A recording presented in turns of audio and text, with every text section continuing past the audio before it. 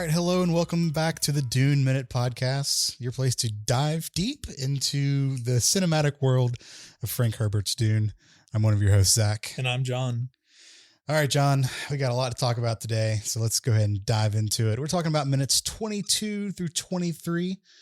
This minute starts with Paul being confused, and it ends with Paul being even more confused. No notes. That's honestly a perfect description. Perfect synopsis. Yeah. Yes. So when I just another little peek behind, when I watch my minutes for this for the show, I always watch it all the way through without taking any notes first, and just to figure out how it starts and how it ends. Right as like when I was watching this one, I was like, when I got to the end of it, I was like, oh, it ends the same as it started. He's just even more confused. There's very little character growth for Paul within this minute. Sure. Yes. After he gets woken up by his mother and presumably gets dressed, we cut to a hallway where he is being led down the hallway by a glow globe. Shout out to the glow globes. Shout out to him. Yep. We're going to say it every time. We're going to highlight the glow globes. We love them. They highlight us.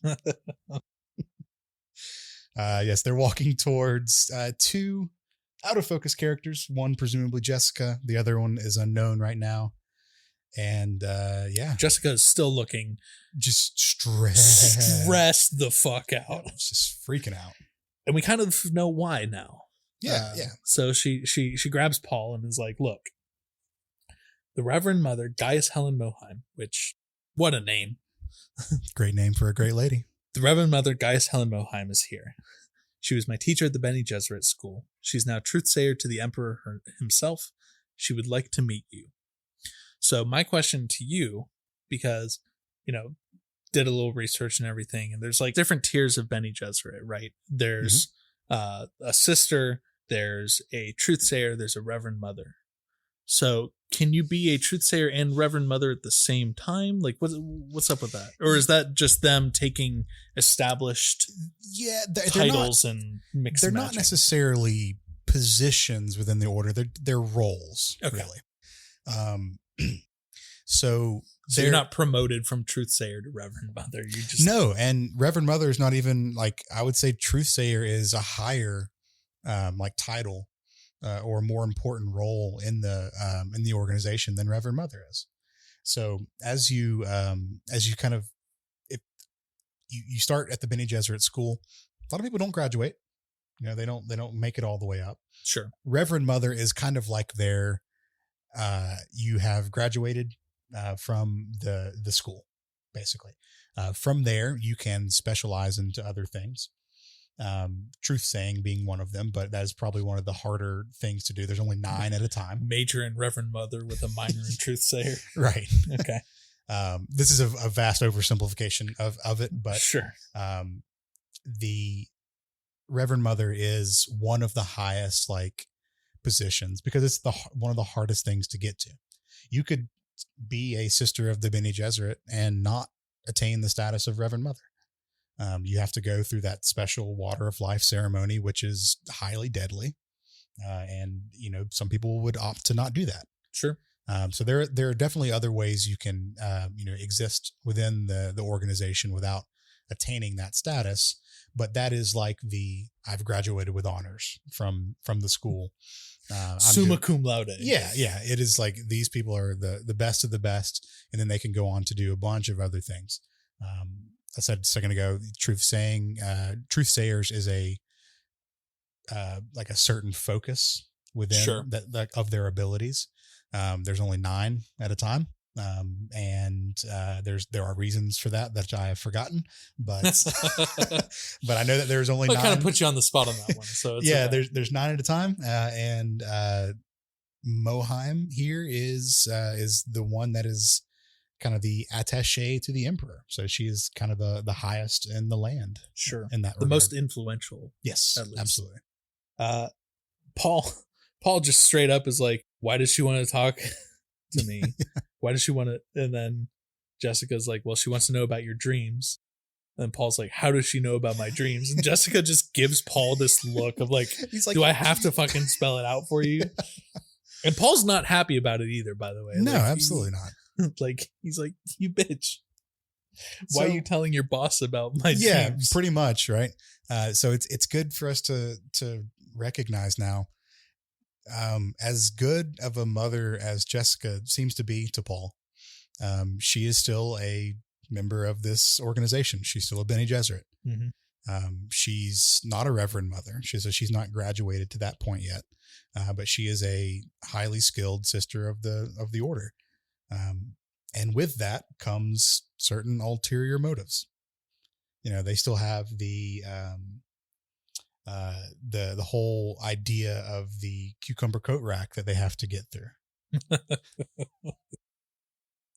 And that's something that they're all striving for. We haven't even talked about the cucumber coat rack yet in the movie, so we'll save that for that that's appropriate true. minute. That's true.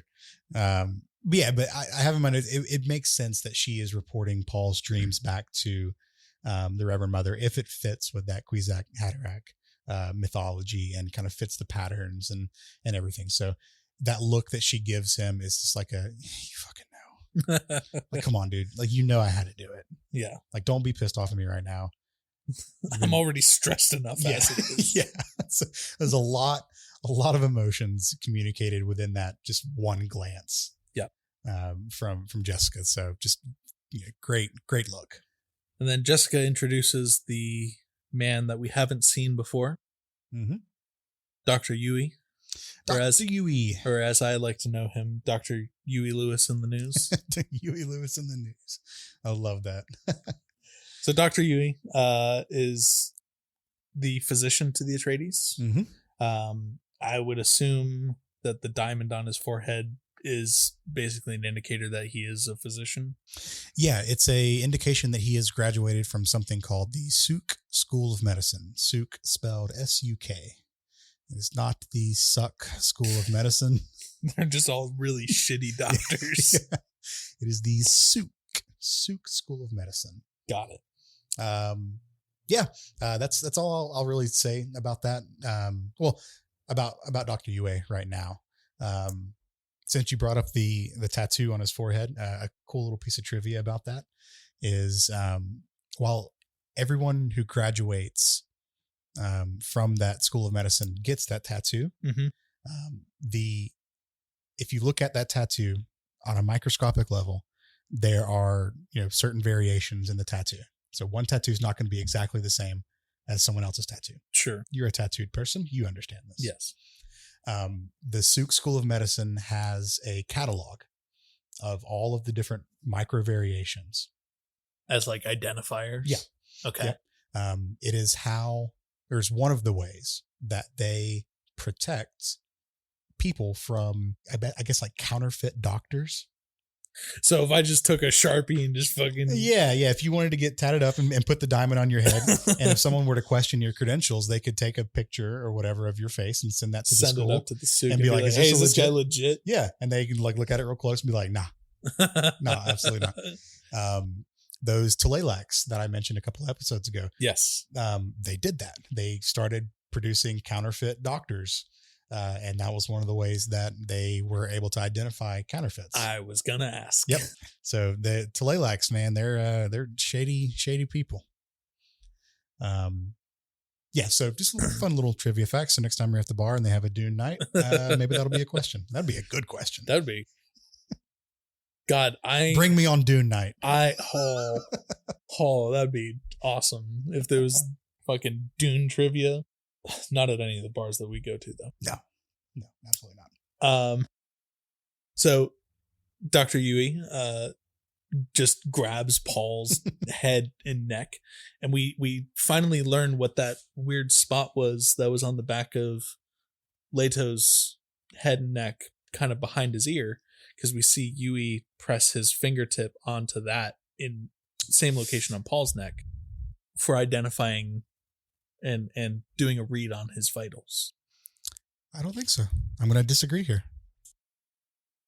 Go back and watch it. I believe that you see him like. I believe that he touches right there for sure. Maybe we're both right on this one. We see later in the movie, and I'm spoiling things ahead. Sure. We see through fear touch that as a communications device. So it could be multi-purpose. All right. So maybe we're both right. Yeah. I never picked up on that being the Apple Watch of the future.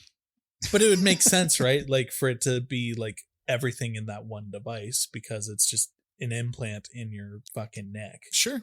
So I was just thinking, we'll talk about this. Some weird, like fucking. The School of Medicine produces very doctors who are very steeped in like holistic medicine. So I thought he was just doing cool like psychic readings on him. Maybe a little column A, a little column B. Yeah, it is admittedly a little difficult to tell because Paul has longer hair. Sure, but you see him kind of do that reach with. Yeah. With his fingers around his head, and I didn't check the dialogue here, but I'm pretty sure Paul both starts and ends this minute with him talking, and I think he says something to the tune of "What's happening" at both the beginning. That's exactly what he says. He just says at the end. He just says "What's happening," and that is exactly where the minute ends. Yeah, and what's happening? That's why your Paul is confused at the beginning and confused at the end of the minute is so apt for this. Yeah. Yep. So we don't know what's happening. Yeah, we don't. We'll have to find out later until tomorrow's episode. So. Yep. Cool. Anything else on this one? Nope. It's once again more stress, Jessica. Sure. Another Globe, and Huey Lewis in the news. Huey Lewis in the news. All right, cool. Well, if you want to get in touch with us, we are on Instagram at The Dune Minute. We are also on Twitter. Still only going to call it Twitter, at Dune Minute. And you can email us, duneminute@gmail.com. All right, we are widely accessible. So yeah, we'll be back tomorrow to talk about the rest of this conversation and see what's happening. Yeah, what's happening. Yeah. All right, see ya. See you guys.